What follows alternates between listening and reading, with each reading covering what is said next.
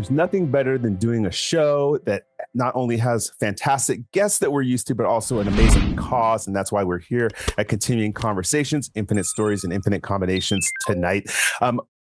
Boy, do we have some guests. Before we get into it, of course, I want you all to know, if you don't tune in regularly, I'm Michael Dismuke. I'm a freelance writer for Star Trek, various products, mainly the RPGs, Captain's Log, lead writer on that, in addition to some other cool stuff that might have been announced by now. NDA, can't say anything about it. And this show is never a show unless we have with us Jim Johnson. Hey everybody, Jim Johnson. I'm the project manager for the Star Trek Adventures RPG published by Medevius Entertainment. I'm a fiction writer, done some Star Trek, done some other stuff. Also got a book that may or may not have been announced by the time this comes out. I think we just have to kind of wait and see, but who knows? We don't have a complete control over that. I've been a storyteller all my life, and just really excited to have connected with Michael, 5-6 years ago or something, and started this podcast. And we have been extraordinarily blessed with the guests that we've had on the show year in and year out, show after show after show. And this show is absolutely no exception. I am so excited to have these two guests with us tonight. So without more ado, I will announce them, have them announce themselves, do just a quick brief, whatever you want our listeners and viewers to know about you, and then we'll just jump into it. So Bonnie, please introduce yourself. Oh gosh. Hi everyone. My name is Bonnie Gordon. I am a voiceover actor and a singer and just all around entertainer, I guess, trying to survive in this crazy world we call Earth. And I'm just happy to be here, especially with my dear beloved John Billingsley. Yes, and you jumped me. So go ahead, John. Please introduce yourself. Sorry, spoilers. John Billingsley is also here. This is a conversation. Keep going. First of all, I'm John Billingsley, and I want to ask: is this? Are we seen? Yes. This? So we can all delight in the marvelous Bonnie Gordon eyeglasses. Oh. I was talking about her crocheted sweater. Everything is amazing. Oh, stop it. A riot of color. And I should have actually, I'm John Billingsley. I have nothing to say about myself, but I will say this. Fortunately for all of us, I'm wearing a reasonably clean shirt. Because we're lucky you're wearing a shirt at all. Let's be fair. We're lucky. Yeah, the first time I met you, you were just in boxers. Yes. Well, that's because should I say that? That's because Trek Talks, which is the annual fundraising event we do for the Hollywood Food Coalition, I like to call a convention without pants, and I can't wear pants. Pants. Although, you know what I think I'm going to get you this year, John, is a kilt. So you can still have it, no pants, but at least you're somewhat covered. You'll have a nice draft. The old Scottish joke. I don't know where I've been, but I saw one first prize. Yep. We'll get you a ribbon, the whole deal. Jim, should we even bother to ask them those traditional questions? I feel it's vainglorious, perhaps. I don't know. So I'll just tell you guys, every time we have a new guest on the show, we always ask them what Star Trek character has been most influential to you in your life, if any, and then which Star Trek series has been most influential to you. So I mean, that's what we founded this podcast on, was Star Trek. I think the vast majority of our guests have been connected to Star Trek in one way or another. The Star Trek family is amazing. They've given us so much joy over the decades, and we try to give back a little bit. So like if I'm sure you've been asked this a million times at conventions and interviews forever, but just indulge us maybe. Oh, sure. I'll go first. Dr. Phlox. No, just kidding. Screw that guy. No. Dr. Phlox bought me a house, so that is word. Drop the very mic. influential for you. Nobody influenced my life more than Dr. Phil Phlox. I will say, if Dr. Phlox could buy me a house, that would be even better. Then I would change my answer to Dr. Phlox. Well, Dr. Phlox has his limits, my darling. That's fine. Maybe just like a coffee. Yeah. I'm pretty chill. You're on. Pretty easy. We're not going to get a straight answer Dr. tonight, Phlox, Jim. We're not going to get an answer tonight, Jim. So we should just move on. No. I got an answer. So I when I first got into Star Trek, I really, really loved the character of Data. And I've always been a big Sherlock Holmes fan. So the fact that Data and Sherlock Holmes, there's so many parallels to that. And he got to play Sherlock Holmes in the holodeck. I think like Data, Sherlock Holmes, Spock, I guess I'm just really attracted to emotionally unavailable, intelligent men. I was going to say, I see. Although I don't think you could call Data emotionally unavailable. That's true. He actually has. Was extremely available, probably overly available. Probably overly available because he's trying to get in touch with his inner humanity. Yeah. But you understand what I'm saying. But I love Data. Data's always been one of my favorite characters.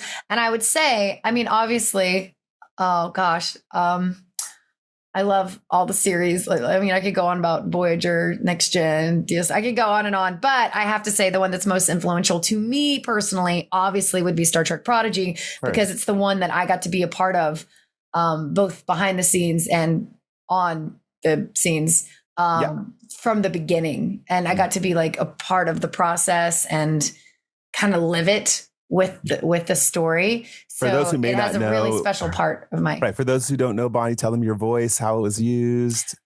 So I played 12 parts on Star Trek Prodigy, seasons 1 and 2, throughout the series. But most people know me as the ship computer. So it's a lot of red alert, red alert. John Billingsley, please report to the bridge. Did that make you the second computer voice in all of Star Trek then?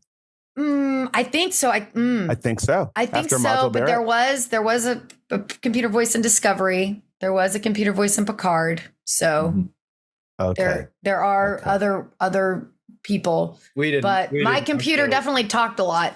Our show didn't have a computer voice. We didn't even have computers. We just you guys didn't have one that talked. A guy in a megaphone who would come out and say, "Hey, everybody, get to the bridge! Come on, right now, everybody! Bacula's calling." Yeah. But I feel like that's kind of my thing. That's good. And I love, I could go on. I could like name a character from every series that resonates with me, but I won't do that because we don't have time for that. And I'm the opposite.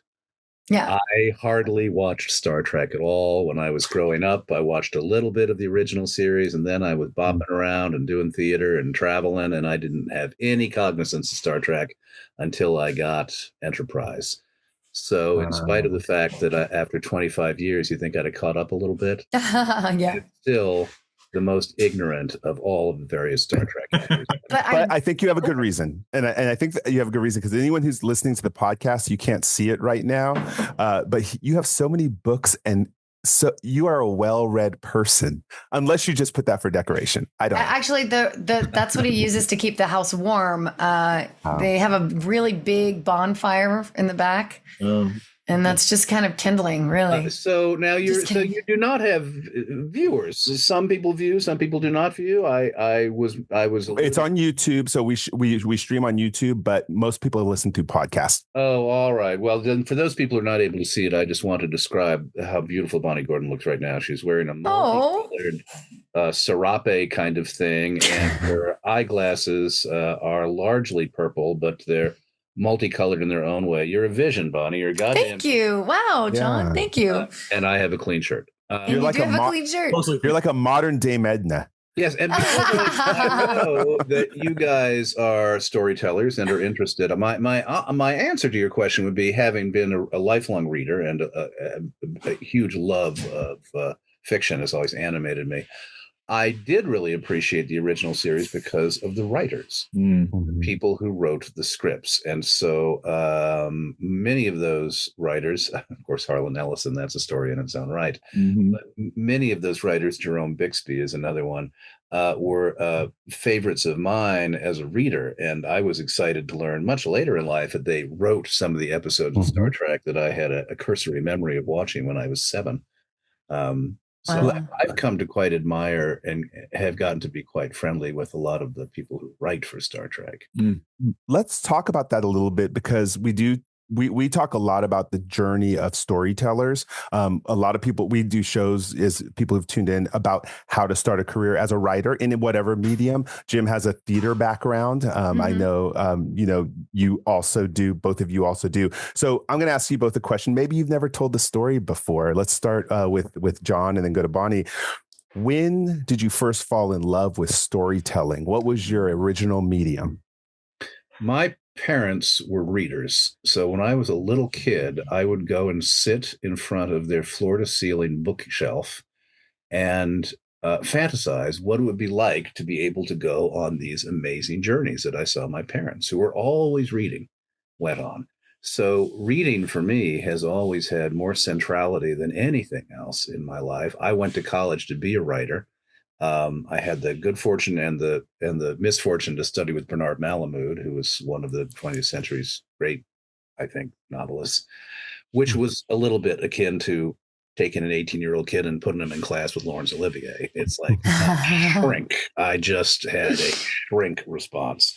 And I oddly thought, I cannot live up to what it is to be a great writer, so I will skedaddle off to the drama department instead.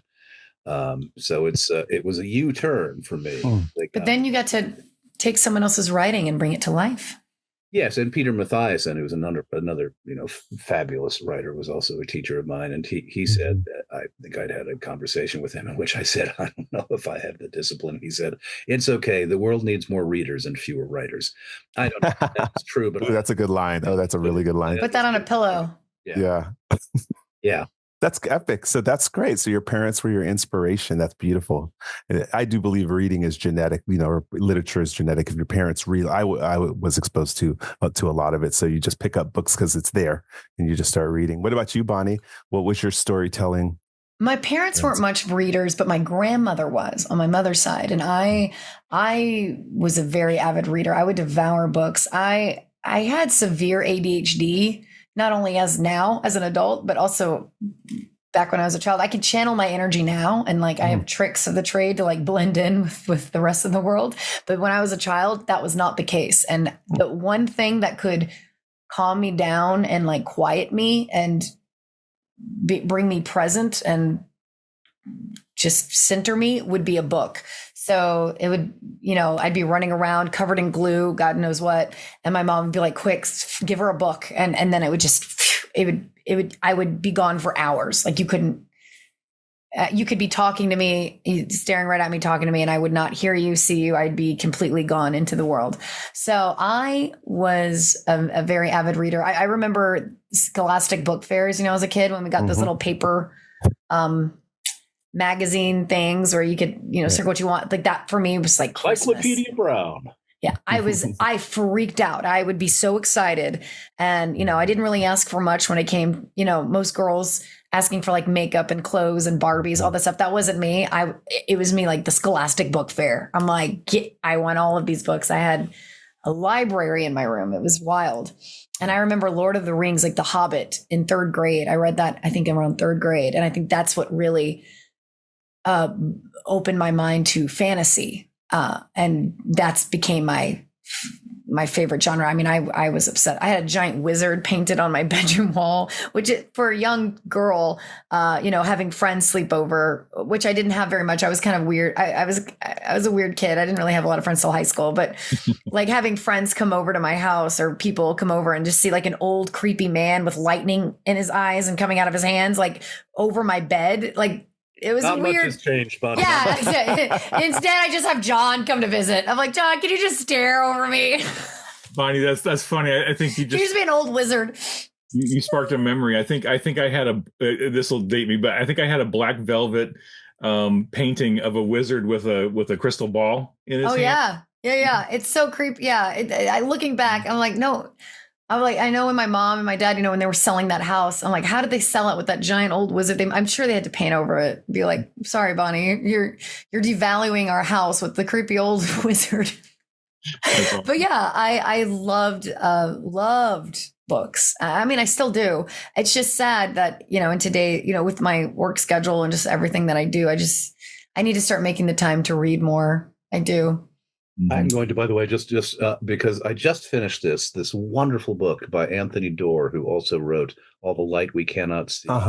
Yeah. This is a book about the power and the potency of story, and it is fundamentally about a lost text, and it tracks that text through thousands of years, and how that text affects each person in the book, and how those connections are formed around the knowledge and the love of a particular text. So for those on the podcast, it's Cloud Cuckoo Land. Cloud Cuckoo Land by Anthony Doerr, Doerr. We are not related. I'm not making any money from this. It's just because I just finished this book last night, and it was a marvelous book about the potency of story. In fact, it's dedicated to librarians everywhere. Oh, that's fantastic. Oh, I love that. I wanted to be a librarian. When I was a kid, I would skip school and go to the library and call my mother and say, I didn't feel like school today. And she would have to pretend to be upset. But secretly, she yearned to come to the library herself. So she would come to pick me up, and we'd spend the day in the stacks together. I learned later on that it was library science for a reason, that there was actually, stuff I had to learn. And I just wanted to sit at a desk and recommend books to people. Yeah. Alas. Interesting. So on a related note, then, so with your background in love, the love of reading, you're both entertainers. You both, present story in a lot of different ways. You got theater, you got television, you got features, you've got voice acting, you've got songwriting. Is there any particular medium that you really prefer to tell stories through? Ooh. That's a great question. I would say if I was talking to a young actor and I was suggesting how they might proceed to become the best storyteller from the point of view of you're wanting to be an actor, I would say you should always start in the theater, because the texts are more intricate and demanding. I mean, Shakespeare was a stage writer. Ibsen and Chekhov and Marlowe and et cetera, and et cetera, and et cetera, et cetera. No slam on anybody who's writing for television and film, but the very greatest texts tend to be plays. And if you're going to take on the most demanding and challenging work, and you're going to have that level of develop that level of craft, I think it's really important to at least ground yourself there. As you get older, at least this is what happened to me. One, doesn't pay, and it's a bitch of the schedule. Truth. 7-8 shows a week, and it's with all I bow in the direction of Estelle Parsons, who in her 90s, or June Squibb, who in her 90s, who's still performing on stage. For we regular human beings, it becomes pretty goddamn hard to do that schedule. So film and TV, and to survive on it, financially. Film and TV is where one goes to survive in this field, and it is a wonderful medium, and it has the advantage of a level of because it is, as the camera's right there, you don't have to project, as Shaw famously said, the performance is about the optics of the space you're in. When you've got to hit a back wall that's 600 seats away, the performance has to justify that size. On camera, it's as real as the conversation we're having now. That is something that I've come to really love about those mediums, and TV and film, I wouldn't make that much of a distinction between. I agree with John, but there's something so special about theater when you have that energy of the audience and when you have something really special, like a play or a musical that touches you. Like, I remember as a child, the moment I sitting in an audience when I was 9 years old, seeing something live on a stage, immediately going, this is what I want to do. Like, it can be life-changing. And there's nothing, yes, you can see a TV show and a movie. It's soul sucking. But you've seen a TV show. You'd see like a TV show and a movie that, AKA changes your life, or whatever you want to say. But I will say there's something about the energy of a live performance that, and as an actor, there's nothing like performing live, getting that immediate reaction of like a gasp or a laughter or applause. It's a drug. When you're doing, it's a bitch. It's a bitch is the only problem, because it's really hard to do. It is. I mean, everybody has to be A level, and you've got to have a great director, and you've got to have an adequate amount of rehearsal time, and the audience has to be supportive, and the text has to be interesting, and so many elements have to cohere. Yeah. So let me ask you this then. If you're to think about the one story, I would like to ask this of people too, that you say the one story that hit you, and that was the story that resonated with you, and doesn't matter the medium, but to this day you're like, oh, that's why I do what I do. Or if you have to show somebody or suggest a book to somebody or a movie or a play to go see, which one resonates? Like for me, 12 Angry Men, I show it to all my nieces and nephews. It's like filmed in one room. It's like captivating, great acting. So what would you both say is the story, book, whatever, that is just the one that your mind goes to first? Oof. I don't really have an answer to that in the way you told it. I mean, it's something that was so seminal that kind of directed me. But I will say that if there's anything that I think, speaks to the human condition and where it is that we need to uh, what's missing these days. It's a wonderful life for me. Oh, yes. I think that's just such a profound message about the difference we can make in a life that we don't see. Beautiful. And how important it is. And I just think that was one of the most beautifully made and a flop in its day. And it was only after television, oddly enough, began to air it all the time that people began to appreciate it. At the time, they used to say Capricorn, Frank Capra's corny pictures, and he was sort of at the, I won't say the tail end of his career, but it was dismissed. I just think it is an absolute masterpiece for what it says to us about what it is to be decent. Yeah, just watched a great documentary about that, actually. Good point. Great answer. Yeah, Bonnie? I mean, when it came, I mentioned earlier, like the book that I read that changed me was The Hobbit. But again, that's not for everyone. A lot of, I look at it now today as an adult going, how the F did I read this? Third grader. Like, I was thinking the same thing. I was like, that's pretty advanced. I'm in shock of myself. I'm pretty impressed with myself. The musical that changed my life, that made me want to pursue theater when I was 9, was The Phantom of the Opera. But I digress. The piece of medium that I think, to me, is what I base friendships on. But I'm like, have you seen this movie? If you haven't, if I quote this and you don't know what I'm saying, friends, is The Princess Bride. Yes. Okay. I think that movie in particular, I feel it checks every box. It's beautifully done. I don't think anything about it. It has so much heart and whimsy. And I just feel like it's perfection. And it's a movie I could just put on anytime, anywhere, and it's still enjoy. Early gratitude to Rob Reiner. Good. Yes. Oh God. Yes. Great storytelling. Going, Jim, I never asked you that question. Now I got to ask Jim. I've co-hosted him with 5 years, and I don't know what is his story. What's the story that gets you, Jim? Oh gosh.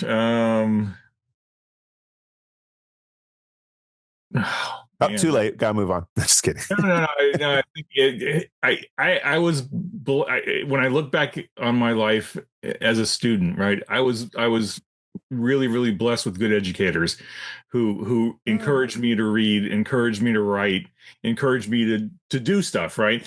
And hats off. I mean, that's going to be my gratitude, no doubt, is to entertainers, but also educators. Because if you get a good teacher and that teacher encourages you and like really gets you into something, I mean, that's priceless, right? Because my parents were very good parents, but they weren't encouraging in the arts in that way. That it just wasn't their world. But it was mine, and I was hungry for it, right? So I think I had an English teacher in like middle school, sixth grade, somewhere in there, and she had us read Romeo and Juliet. And then she had us read Hamlet, but she was the first teacher I ever had where she wasn't just having us read Shakespeare. She was making us get up and actually get the words in our mouths and try to do it. I mean, we were all like, 10, 12, 13-year-old kids. We didn't know what we were doing, but we were trying, right? And, most of us, including me, was super embarrassed to be standing up in front of the class reading from the script, right? And trying not to make it sound like we're reading from the script. We're trying to add some sort of emotion to it. But I think the friendship between Hamlet and Horatio just really resonated with me for some reason. And that made me dig into Shakespeare more, and it made me dig into theater, and it made me dig into other stuff. And it's all because of that teacher who encouraged us to push ourselves into doing something different, into taking a chance and taking a risk, right? Because you got all that peer pressure, right? You don't want to get up in front of your friends and like embarrass yourself. Well, Bonnie and I clearly did. I think it was the classics. It was Shakespeare, Hamlet, right. I like that. Yeah. Well, I like what you said too about their storytelling does have a level of vulnerability, right? Mm-hmm. That even, I know Bonnie, you sing in a band, and I know that's a huge level of vulnerability that you put, it's a whole nother thing. And John, you were talking about your acting career. There's points where you have to be vulnerable. What advice would you give to people about tapping into that vulnerability if they want to be a storyteller? How do you encourage that? Certainly as an actor, and I'd be loath to speak to what the challenges are for a writer, because I'm not a writer. But as an actor, I can say that when you are studying acting, one of the most important lessons is to not say no. Mm. And there's a tendency, I taught acting for a long time, when you would work with people and they would say, I would never do this. Or even if they were working on a character, my character would never. And the reality is that all human beings are capable of anything and everything under certain circumstances. And your job as an actor is to recognize that it's an investigation into what the circumstances are that would motivate your character to do something loathsome or to do something brave or to do something, et cetera, et cetera, et cetera. The not saying no in the work opens up, I'm not sure I would use the word vulnerability, but it opens up potentiality. Mm-hmm. And I think a lot of what makes a good actor is the recognition that the potential to do anything and be anything is so vast and so limitless that it conquers the vulnerability. It conquers the fear for you. Jumping off of that, mine would be don't be afraid to fail, because so much of acting and entertainment in general is rejection and trying something different and making it your own. And then maybe it doesn't work. Maybe it is a failure, but you learn from it. And then you're able to grow as a performer from that failure. So I would say you find that place of vulnerability from trying and not being afraid to think out of the box and be outrageously different on certain choices that you make, because even if it's a failure, it's a learning experience, and sometimes some of the best failures become successes. Some of the best mistakes I've made in acting have become choices that I've used later that I'm like, oh, this works here. And sometimes, you can draw from that. I'm not quite sure if that makes sense. Totally. I might not be wording it quite as it makes total sense. I also think what's sort of interesting when we talk about storytelling is that we're all narrators of our own stories, and our stories are constantly shifting and changing. And the extent to which, to use your word to say that you're vulnerable, I think is to open up the possibility of change in your own life, to change your narrative, to say that the way I behaved when I was younger in response to the circumstances under which I grew up doesn't necessarily define the way I have to behave today, or that the thing I was interested in when I was 20 doesn't have to be the thing I'm interested in when I'm 30. The ability to change, to shape the narrative of your own life, and to own that it is your narrative and that you're writing it every day, I think is an act of vulnerability and an act of courage. Absolutely. Especially in today's climate. Seriously. It's okay to learn from past mistakes and to move forward. Absolutely. No, I think what you're both saying resonates with me so much. It's fascinating. It never stops fascinating me how these pieces of advice are so relevant to so many different creative pursuits. Like I hear the same thing in the writing circles, in the reading circles, in the theater, music. It's like, dare to be bad, dare to fail, be willing to get outside of your comfort zone and push yourself to do something different than you normally do, because you never know what you're going to get out of it. And dare to do. I would say so many people don't succeed because they don't even try. They're like, oh, well, there's, people who are like wanting to create a podcast. Like I have this idea for a podcast. Oh, but there's so many podcasts. Oh, I have an idea for this story. Oh, but there's so many different writers. There's so many actors. There's so many of this. Who cares? None of them have your voice. None of them have your ideas. None of them are doing exactly what you're doing. So don't be afraid to try. And I feel like that's where so many people, there's so much, how do you know if you're going to fail unless you do it, and if you fail, maybe that'll teach you a lesson for the next step to try again. I can't tell you how many times I've been told, I should just pack up and move home and give up, on anything and everything I want to do. And I've had to just kind of fight. I mean, even that inner voice of myself that's telling me like, what am I doing? Like, my goodness, it's just a constant battle of the voices from the outside and the inside telling you you're not good enough. You can't do this. You're not talented enough. Why bother? And you have to constantly fight that feeling and just do it. And then the reward from it will hopefully be greater. Look, can I ask you, Bonnie, and of course John too, as a writer, certainly I've heard from plenty of other writers, and I've experienced it myself, that writing is a very solitary pursuit, right? You're sitting in a room by yourself, basically telling stories, making shit up and trying to get people to buy it, hopefully, right? But it's a very solitary, focused, individual pursuit. And there is a strong temptation to have that critical voice come in and say, oh, you don't want to do this. You shouldn't be doing this. You shouldn't be doing that. Is that same kind of voice present in songwriting and in theater and in acting and in other. Well, I'll say for an actor, the one night, I mean, having skedaddled over to the theater department because I too thought I don't like being all by myself in this, Carol. In theater, there are girls and there's beer, and I like girls and beer. That is the. So, let's go over there, and that is the reality of when you are in a venture that is collaborative. You have the the goods and the bads of having other people around who support you, to annoy you, but it is not fundamentally about your relationship between your brain and the pen and the paper. It's the relationship between yourself and a gajillion fucking people. And that is a temperament thing. There are people for whom their temperaments would not allow for that level of intense socialization, and there are other people, I think I might have been one of them, whose temperament was simply not suited to sit in a carol. You're not an introvert. You're not an introvert. I'm not. I mean, I am.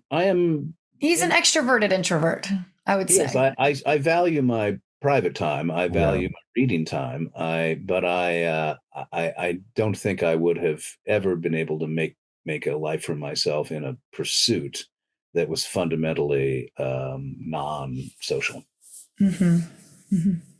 With me, I would not have been a good astronaut. I would have been. It's funny that you mentioned music, because I actually, during the pandemic, decided to create a solo album as a way to kind of release some of my creative energy, pent it up. And I wrote a song called Enough. And it was a song I wrote to my younger self. And it was all about fighting those voices that you constantly hear, like, you're not good enough, you're not smart enough, you're not pretty enough. And it follows the journey of a young girl, kind of not looking at the other girls on the playground and being like, why am I so weird compared to them? Or and then growing up and then, wanting to be, on stage or this or that. And there's even a lyric that says you wait in line, with hundreds of girls to be told you're the wrong type, the wrong size. And, and that's what you constantly, not just in the acting profession, but in any profession in life, oh, well, we're not oh, well, you'd be great for this, but you're not exactly what we're looking for. It's always oh, it's not me. It's not you. It's me. You're not this, you're not that. You have to fit into this type that, these corporations are looking for, or this or that are looking for. And so I wrote a song to my younger self that basically just says, you are enough. And kind of stop fighting those dark messages in your head. And that I mean, do you guys? That's combining that yes and the yes and. It's you have to yes and yourself is what you're saying, right? Do you guys, as writers, feel that you are sometimes sort of straitjacketed by a sense of, if I'm going to get this published, if I'm going to get this read, I have to figure out what the formula is? I mean, what for media tie-in for sure for Star Trek, yeah, because you have to hit a mark with Paramount, right? Yeah. I think it's a real challenge now, because I think a lot of indie, especially the indie publishing scene, there's a whole subset of people who are convinced you have to write to market. So and you get into the military science fiction, romantasy. There's certain types of genres that are very, I hate to say formulaic, but they're really kind of formulaic, and the readers have a very specific expectation, and so the writers have a very specific expectation of what marks they should be hitting. And I think there's a risk. I mean, it's great because you can maybe if you hit it right, you maybe make some money. But I think there's a risk there where if you're writing to formula all the time, or you're writing to a specific market, you're not taking risks, right? Necessarily, you're not expanding into something different and creating your own subgenre or creating your own thing, right? There is a risk. Kind of, how do you guys deal with that? I mean, do you sort of have your projects that are passion projects that are not necessarily written for formula, and others that you feel are more commercial that you're looking to make a buck? I mean, I having played 18,000 child molesters, that would not be my choice.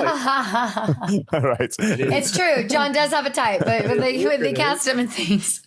If I had a nickel for every show I've watched and rewatches and keep seeing John as a guest star going, oh, great, it's the serial killer episode. John Billingsley's guest starring. Jim, do you want to answer first? Or I mean, sure. I mean, I think the work for hire work that pays the bills, and it helps keep the lights on and all that stuff. And that's necessary, not necessary work, but you have to do that in order to be hired by, places that work on IPs or whatever. But everything else I write is my passion projects. I put my passion into everything I work on. And in an ideal world, it would make some money, but I'm telling the stories for me first, and then I get them out into the world. And if somebody happens to enjoy it, I'm thrilled. Like if I work on something and somebody responds to it or even reacts to it and says, "Oh wow, I really enjoyed that story in whatever magazine or whatever you published or whatever," it's like, okay, I did my job. I'm entertaining myself first, but then I'm entertaining somebody else. You provided someone an escape. It's true. To Jim's point, I did a Kickstarter back in 2011, and this year, they send you your little 1099 if you have it up on Amazon or anything. I made $2.93 this year from it. I was thrilled. I was like, I've done way better with Star Trek, but I was like, look, people are still buying, and it didn't matter to me. It's just someone took the time to actually buy my personal product. So my passion projects, I guess it's like being an actor on stage, John. You're not doing it for the money. It's a whole nother So thing. I'm just idly curious too, because as a reader, this always interests me talking to writers. You asked before if there's a particular piece or a particular movie or film and TV show. Are there writers that you feel like deeply influenced you in your genre and outside of the genre? Are there writers that you feel have... Jim, he's interviewing us now. This isn't how this is supposed to go. We're switching it on you, boys. You can change it up at any point in time, but I have a deep love of writing, so I'm always interested to talk. Well, I can answer this with one anecdote that really happened to me. So I collected Marvel comics growing up, right? Stan Lee, the messaging he put out there was amazing for the 60s and 70s.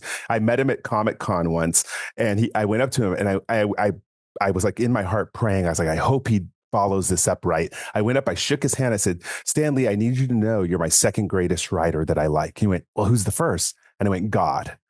So basically, like the Bible, my favorite book, second Stan Lee, right? And he was like, "That's the nicest compliment I ever received," because I knew his background in literature, and So to your point, John, I think the work that those artists and writers did back in the 60s and 70s, being able to get social messaging out through the comic books, that was so ahead of its time, like with the Black Panther and Fantastic Four, and all that, like. That's what I grew up on, so that's really still influences me. You'll enjoy this. I wrote a song for Stan Lee for his birthday party. Send it to me. Sing it for his birthday and his memorials, unfortunately. Okay, I'll email you so I can get the link. But I have in our old press kit for the Library Bards, my comedy band, we'd have a quote of Stan Lee going, "Very clever," because that's what he said. Nice. Obviously not to us. He was listening to it while we were singing it, and he turned to the person and went, "Very clever." And I was like, I'm using that quote. Very clever. Thank you, Stan Lee. Okay. My wife, Benita Friederici, played General Beckman on a show called Chuck, and Stan Lee was the guest star. Oh, that's right. Oh. That she got to hang with him, and she said that he told her he had a crush on her. Oh, look at that. That's a big deal because his wife is really beautiful. Really? Stan Lee's wife. Oh, his wife was his love. Yeah. Jim, what about you, since he's now interviewing us? And then we have to make sure to talk about Hollywood Food Coalition. Yes. We'll get that next. I think it was, honestly, I think it was Star Trek. I think it was the original series and Next Generation, but especially the original series. I think as a kid watching reruns on a little tiny black and white television, when I could get the aerial in the right place to get the signal from the syndicate, it was the science fiction that really opened my brain to not just interesting stories set off of Earth, but it was the diversity and the inclusion and the teamwork of different people working together to do different things and fighting, getting involved with strange and interesting aliens, right? I think that really struck me. And then reading like all the classic science fiction authors, Brian Daley, especially some of the stuff that he did. Anne McCaffrey. I was a big Anne McCaffrey fan when nobody. It's a Pendragon. What about Pierce Anthony? Did you guys read Pierce Anthony? That was my jam. I read Pierce Anthony, all those. and then I got older and I kind of aged out of him a little bit. Yeah. But his early stuff was really cool. I read him when I was younger, and then I realizing as I got older, I was like, some of these were a little bit more adult than I should have been. I read like 24 Louis L'Amours. If you were into cowboys, I had a neighbor who gave me all her Louis L'Amours, so those were good. Brand, Elmore Leonard. Cool. So, Bonnie, like you, I really got into Tolkien. I read The Hobbit. I read The Lord of the Rings. But for whatever reason, I don't know if it was because I was too young or just not there, but every time I got to the Council of Elrond, in fellowship. But that was like my brick wall. That was like I could not get past the counselor I think that's for the fair. longest time. Now I have one last question, and then you can talk. We can talk about. Raise your hand if you've read Lonesome Dove. I have not. I don't think I did. Oh, no, I think we just broke John. This is like Bonnie's Princess Bride question. Oh man. Oh, well then. We just lost. You just lost 3 friends over that. Must insist. Okay. Okay, I'm writing it down. Read Larry McMurtry. McMurtry, right? Yeah. I'm kindling it, or I'll do my Libby tonight on that one. Talk about a yarn spinner. Okay. All right. That was his masterpiece. Everyone listening to this, you all have an assignment, and then you put in the comments after you read it. Put in the comments, and we'll tell. I can play this game all night long. Okay. Yeah, I truly love that you guys have a podcast about this, because reading in general is something I'm very passionate about. I know before John got on, I was telling you guys what I've been currently kind of working on. Tell us about it. And it's a children's educational show that gets kids back into reading, and it takes place in a library, and we jump into the stories. And in fact, John's familiar with it because I pulled him in to read for my table read. Back Where can people find out about it? Like if they want to follow? We're currently in what would we call that? In development, pre-production, hopefully. So it's been being pitched around, and hopefully someone will take it up. Rattling. I'll follow up with you on it. So as it develops and you actually get out there, we can bring you back on to talk about it, because we do have children's authors come on to encourage. Yeah. It's really, we jump through classic literature, and, there's chaos in the library. There's a villain causing the books to go wrong. It's like Night in the Museum, but in the library. A little bit. And we have to jump into the stories and fix it. And it's a musical, because of course it is. Of course. It's really absolutely charming. And thank you, John. Okay. And John will be in it, so no matter what, I'm pulling him in it. He has no choice. And on a similar note, if anybody's familiar with Jasper Fforde, did you read the first book that I gave you? Oh, I have it, and no, I did not get to. I'm so sorry. It's on. I know. You're making us write things down. Jasper Fforde. Thursday Next is her. Thursday Next. I have it literally on my bookshelf, like on this. I can't turn my camera, but it's comic novels about a detective who can enter into fiction. And that's cool. John gave me the first book to read, and I've had it since since like the fall. I think you gave it to me with 2 F's, Fforde. Thank you. You gave it to me sometime in the fall, and I was supposed to take it on my UK trip back in December when I was doing the Die Hard musical, and I forgot it on my dresser. All right. So I bought a book in the airport. And then, of course, that book ended up being a trilogy. So as soon as I finished it on the plane, I had to buy the other 2 books. So I'm currently having to finish those before I start that one. So that's why, John. Don't hate me. I get books all the time that I don't ever get. All right. Okay. So we got, speaking of storytelling. Okay. I got one question. Go ahead, Jim. Yeah. Before you jump in, because she mentioned it. Reading is so important for kids, right? Yes.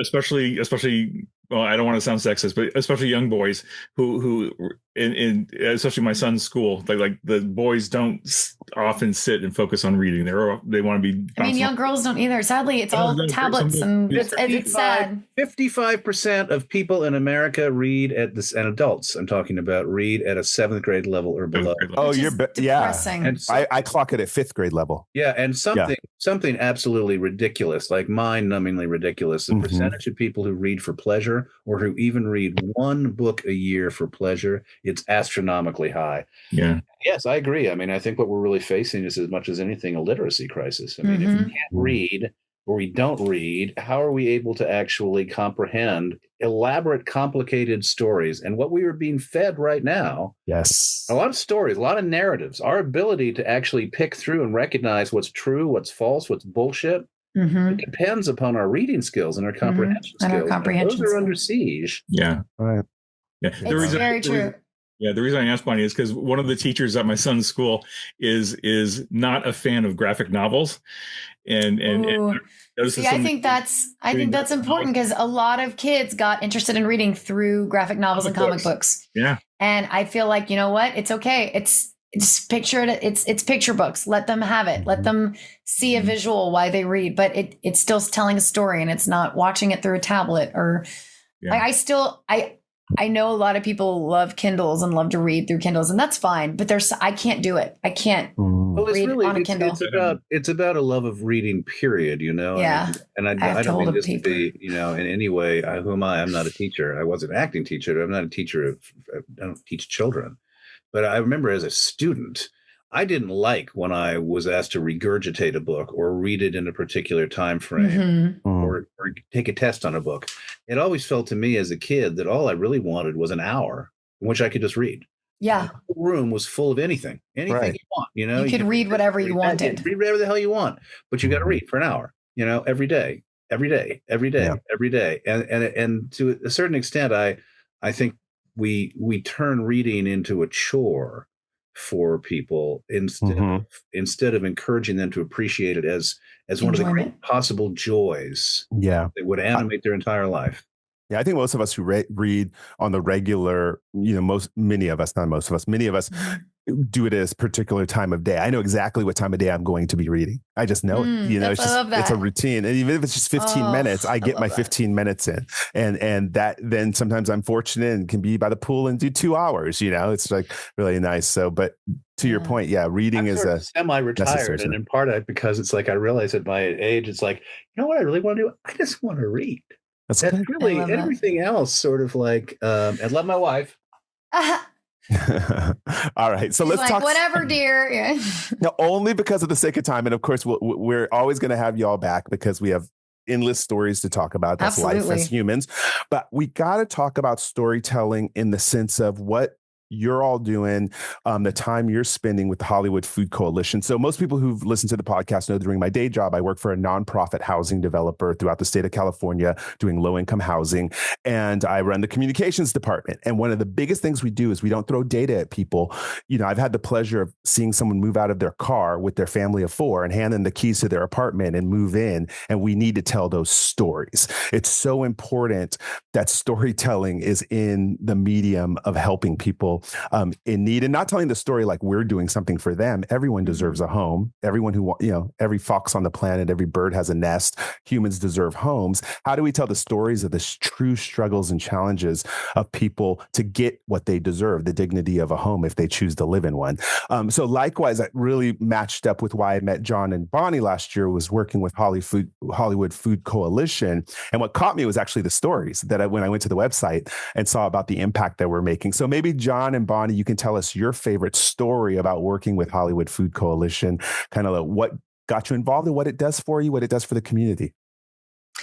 John knows a lot more. He's worked with Hollywood Food Coalition for so many more for years, and has been more hands-on. He and his wife Bonnie have been more hands-on. The other Bonnie, his wife is also right. Bonnie. Bonnie won.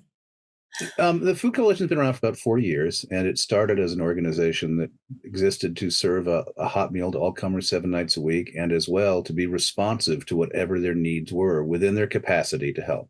So if somebody was looking for a hotel room, or somebody had their car broke down, we did what we could.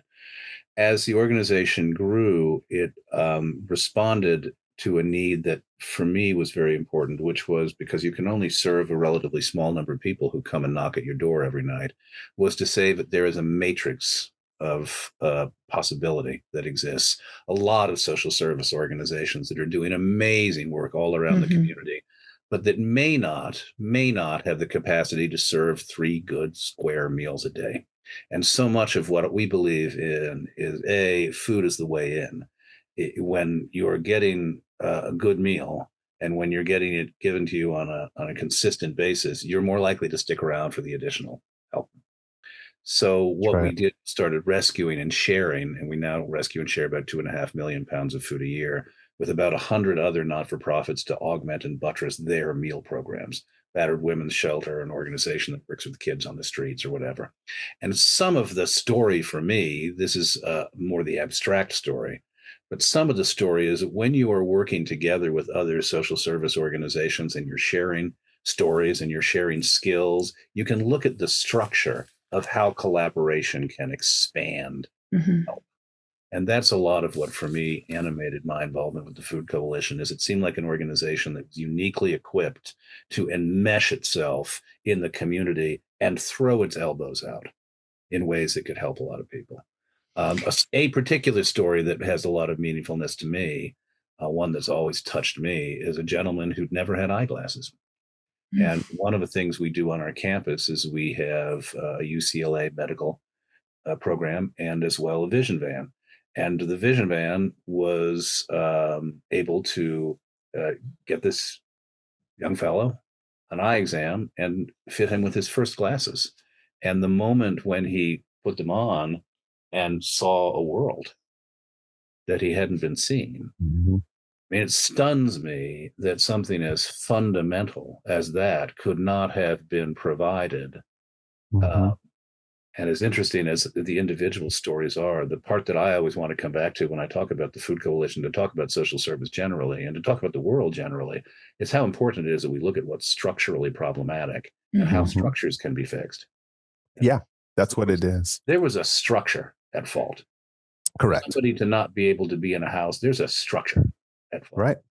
Exactly. So many people want to blame people or marginalize people. It's systemic. It's designed in certain ways, and so fighting against that design. Yeah. Not to digress much, but I do think in this time, at this age, it is important for everybody to speak. So I want to say this: when we look at what is problematic in the world right now and in our country right now, the structures are broken and sclerotic, and they've stuck us with a fascist government.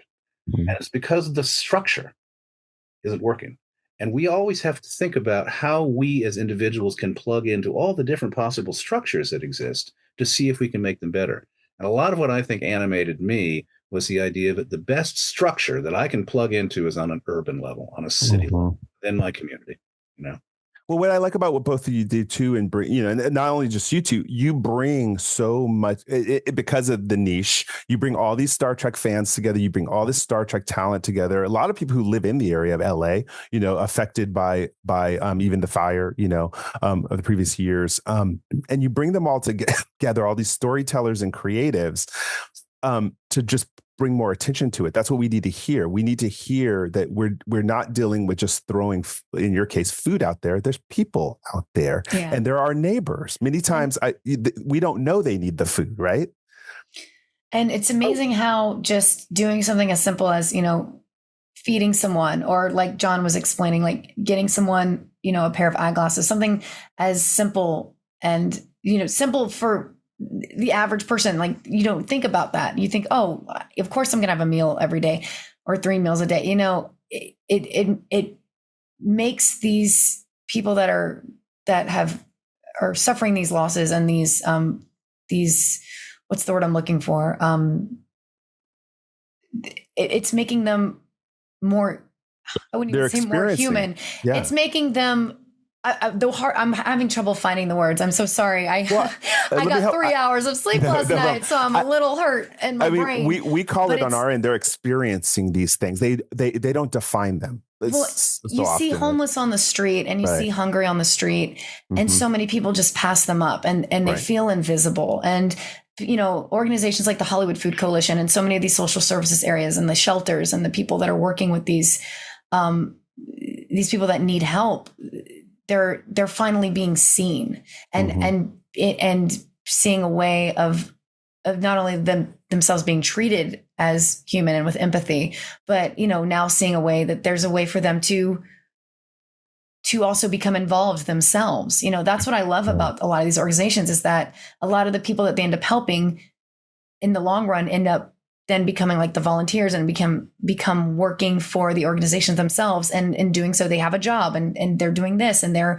getting training for actual work and bettering their lives and helping others in their past circumstances. So it's just, the more we can give, the more it helps them being able to be at a place where they can also pay it forward as well. And that's what I love about the Trek community, the Trek actors, the Trek creatives, the Trek fans, because everyone within the Star Trek community especially show up.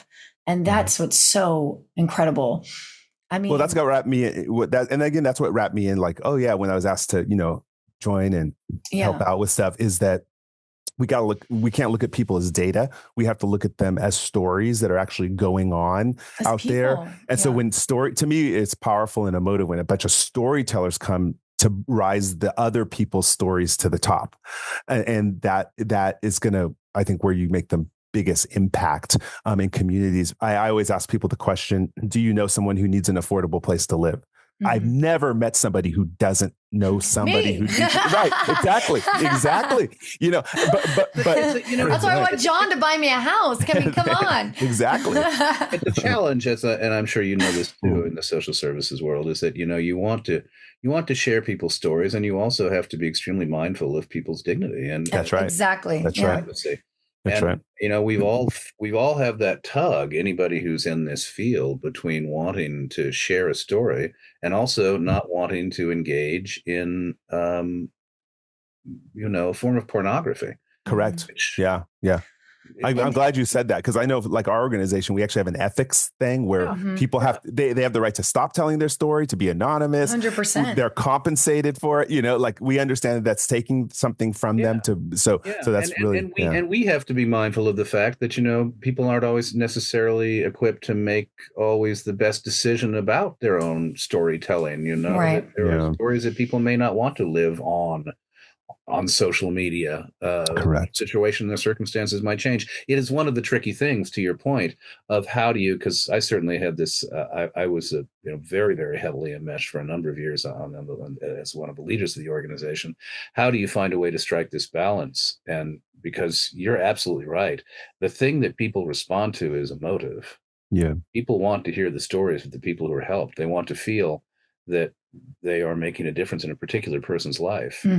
But you as an organization also have to be so mindful of how that person's story is shared. That's right. And in today's society, in today's political climate, I feel like so many of the world has lost their sense of empathy. And that's been a real, you know, if you look at the news, it's heartbreaking. It's funny. And I'm sure you feel this too, Michael. I mean, I'm having been at any number of meetings where the community is upset. I get that.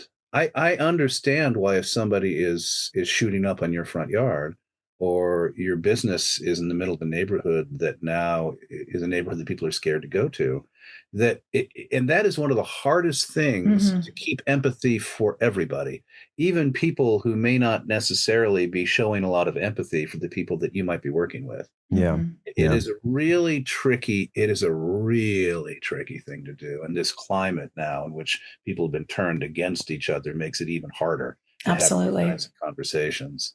Yeah. So go ahead, Bonnie. Yeah, I was going to say, it's why something like Trek Talks, the telethon that we're doing on March 28th, it's why it's so important. You know, we bring everyone together and we share the stories, we share exactly what the Hollywood Food Coalition and all of these social services are doing. Like, we explain it in a way that people are, every dollar that they donate, they know where it's going to. They know what it's for. And yet, I also want to make sure, because we've had very serious conversation, that people understand it's 8 hours in which there is much fun. Oh yeah, it's 8 hours of epicness. I mean, so it's an 8 hour telethon. It's an all day telethon that's virtual. So, you know, John and I host it, but we have panels and interviews going on, Q&As throughout the whole day. We have Trek guests from all the different shows. Paul Giamatti is going to be a guest. Yes, we have Paul Giamatti from Starfleet Academy. Nice. That just got confirmed. So we're so excited. I mean, we have so many different. I'm going to read some of the people who are coming. Yeah, let's hear it. I would love that. This isn't going to come out until 7 days from this being recorded. So this is going to be 7 + 1 days.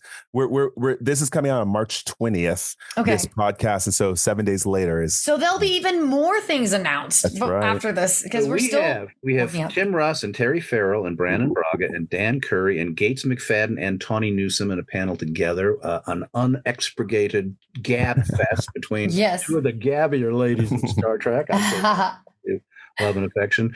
Sirach Lofton, the Enterprise writing team of Mike Sussman, Phyllis Strong, Judith and Garfield Reeves Stevens, Gabriel Ruiz, Tim Russ, Robin Curtis, Paul Giamatti, Robert Picardo, Ken Biller. Those are the guests as of today. Wow. This is a month plus out. Wow. Yeah, and we still have more being planned and worked on, and we're collecting all these different guests. It's an all day thing, with and all of the Trek actors, they're all donating their time for these causes. And not only that, there's so much, I feel like with the Trek Talks, the panels that we put together, it's so much different than like a regular convention, because we can pull people from anywhere and everywhere. Right. A lot of the conventions are limited to the actors who can travel, who can do this, to the writer. We're getting the writers, we're getting the creatives behind the scenes, we're getting directors, we're getting we're getting some. You have authors. Last year you had all the authors. I was able to interview them. That was great. So incredible. We have I love the science panels. Those are always my favorite. Wonderful interstitial music provided by Bonnie, the Roddenberrys. Yeah, we try and find a way to kind of balance all the different elements, just like the old Jerry Lewis variety show when he was Mr. Fee. And as opposed to a regular convention where you are required legally to wear pants, you do not have to wear pants. You keep driving that point home, John. I'm worried. I think a kilt will be a key. When you think about it, like all these people who are like, if I go to a convention, I'll have to wear pants. Yeah, you're right. That's what John. That keeps me home from all of them. John, that's only you, bud. Unless I'm sitting behind a signing table, then I think it was 2 years ago when you were wearing your Batman underwear. It was disturbing. Going to a restaurant, I'm going to have to wear pants. Yeah. All right. The whole wearing pants thing has been such a. Oh no, never mind. This is a great place to start gratitude, Jim. I'm just saying, John, for wearing pants. Co-hosting Trek Talks with John these past few years has become my villain origin story. Awesome. With the amount of pantless moments we've had. No. Scant. All right. Go for a scant. All right, Jim. Oh, go ahead. Oh, sorry. Well, I just want to respect your time, Bonnie, because I know you. I do have to leave for work in a few moments. Exactly. But I know some of the panels that they're pulling together that we can mention. There's going to be a special Vulcans panel. There's going to be a DS9 panel, panel that focuses on Pro or Vulcans Con. Is it what do we think about the Vulcans? Oh, I mean, I think they're going to go pro and con. I think we're going to discuss all Vulcan. Yeah. I like Don't invite me. I'm really con Vulcan. Wow. All okay. I have Tell in us how front you of really me feel. is Vulcan's panel. That isn't enough for me to go on. It's like, what about them? Can Vulcan or can't? And then we do have a DS9 episode panel about the episode Trials and Tribulations, which is one of my favorite DS9 episodes. Classic. So I'm really excited to hear about that one. We have an Enterprise 25th anniversary celebration panel with, of course, with the writers like John mentioned. I know they're working on getting a bunch of different panels together that we can't announce yet. But the one I'm really excited about is the Voyager episode, the Critical Care episode of Voyager with and it's going to be with Bob Picardo, writer Ken Biller, and a disease specialist, Dr. Elizabeth Hudson, to talk about the episode and how it relates to healthcare and health insurance issues and everything like that. So I do feel like we're a lot of the panels and it all revolves around Trek, but we also try and bring it into how is Trek relevant to today and what's happening today. And I think that's a lot of people are excited to watch and to see. And there will also be an auction that we have every year for people. Yes, the auction's so much fun. I lost. Didn't make it happen. I'm sorry. Yes, a lot of cool, fun things. I don't know, Bonnie, if we're going to do the Magic Castle again this year. I don't know. We'll have to talk about that. But you know what I will be doing, like I did last year. I will be as the donations come in, I will be writing a song as it's happening. And at the end of the telethon, I will be doing a song with everyone's name that donated. If I can make it happen. I did it last year. I regretted that decision so badly, but apparently it was a hit. And I've been asked in some DMs if I'm doing it again, and I feel obligated. So you heard it here first. Nice. I think it's happening. Very cool. It was more of a rap. It was hip. I heard it. It was hip. It was cool. All right, Jim. Let's. I hate to cut this off, but we have to go to gratitude at this point. The conversation will continue. Yeah. Gratitude. So it's just ta for now, but we'll Michael, you want to go first? Then we'll do sure. On and myself. Yeah, I'll go first. I'll go ahead and say I have to give the gratitude to nonprofits like Hollywood Food Coalition. I work for Eden Housing or other nonprofits who despite any kind of politics or different administrations, still got to do the work. We do the work no matter what happens because everyone despite background, political affiliation, deserves a home if they want one, or deserves to have 3 squares a day if they want that. So again, just so much love to that. And Bonnie and John, for you spearheading it and doing Trek Talks. I mean, I discovered it years ago. It's privileged to be a part of it now. So keep it up. Thank you. And thank you to all you human beings out there that are enduring and are heroes, even silent heroes who are suffering. You're actually the ones who need the most gratitude out there, because you're living the human experience, and hopefully we can have privilege to aid you in any way we can. All right, let's pass it over to John, then Bonnie, then Jim will close us out. Grateful to the people in Minnesota. Absolutely. I'm very grateful that, I mean, they're on the spear tip right now, and they are showing up with tremendous courage, and I hope that they are bending this conversation. I think they are. And hopefully when this is released March 20th, that we won't even have to worry about what's happening there. Hopefully it'll be resolved at that time. We lost very brave people. 100%. Very grateful for their sacrifice. Bonnie? Mr. Rogers, there's that story that he always says that, when watching the news and, all the terrible things that are happening, his mother said something like, look for the helpers. That's what I'm grateful for. I'm grateful for all the helpers out there that are still standing up and finding a good fight and using their voice. I'm grateful for the educators out there that are fighting the idealization of like book banning and different things like that, and letting kids still be kids and kids being who they are, and not telling them that they need to hide parts of themselves to fit into a regime. I'm grateful for that. And I'm grateful to be here with all of you lovely gentlemen. You too. Thank you. Grateful to have you both here. Absolutely. I'm grateful for educators everywhere doing all the hard work for usual very poor pay, because educators are very undervalued. Oh, tell me about it. Unappreciated in this day and age. And so gratitude for all the educators who are making a difference in our youth's lives, and even our young adults as well. And also a big gratitude to all the people that are fighting all the injustices in this country and around the world. If you hear this, just remember it's okay to take a breath. There are others fighting with you. We're all in this together. So you don't have to do it all by yourself. So do as much as you can, do what you can, and then take a break, take a breath, and then go, and then come back to it. Because we'll need everybody, like Bonnie said, find the helpers, be a helper. Yeah, and be a helper. But no, you need to take care of yourself too. I'm also grateful that pitchers and catchers report in 2 weeks. All right. Ooh. All right. So everyone, continuing conversations, infinite stories, infinite combinations. Until next time, thank you again, John and Bonnie, IDIC. Live long and prosper, everybody. Be safe, be well. Live logs and proper. You're so tired. All right.